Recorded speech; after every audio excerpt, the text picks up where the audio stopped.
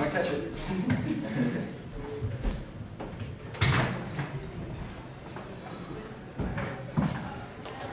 Can I Hello. get some guitar on the monitor? Yeah.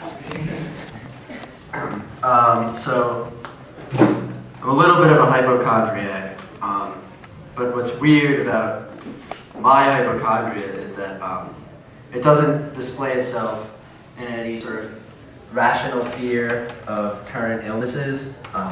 Like I didn't care about avian flu, I didn't care about swine flu. I get the occasional worry about Ebola when I start bleeding out of every pore in my body, and my tongue turns black and falls out of my mouth. But those are few and far between.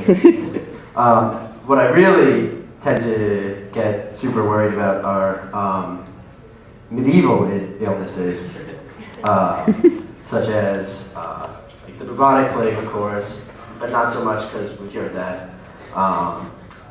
But mostly the dancing plagues that plagued Europe in the 1500s, where spontaneously for no reason, hundreds of people would start dancing without explanation until they died of exhaustion. And lest you think that is a thing of the past, I have some examples of some terrorist cells that plotted. The terrorist cell from my research name was Martha and the Vandellas.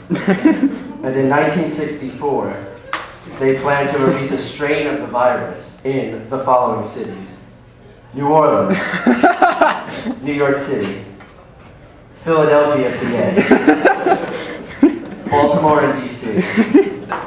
They made it a point not to forget the Motor City. LA, California, Halifax, Nova Scotia, Manchester, and Alexandria, Virginia. A similar plot was later uncovered by the terrorist cell Van Halen, and then even later by cell Jagger Bowie.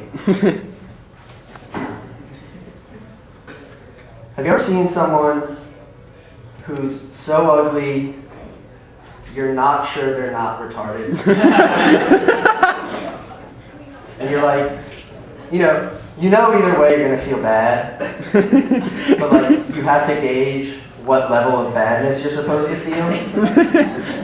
And you can't really properly gauge that without looking. But then you might get caught staring. And I've sort of mastered the art of sort of hiding my gaze. But until that point, I had to struggle a lot with getting caught.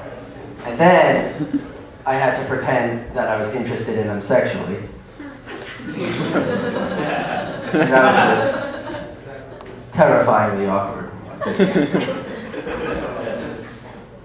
I've noticed that serial killers have a pattern.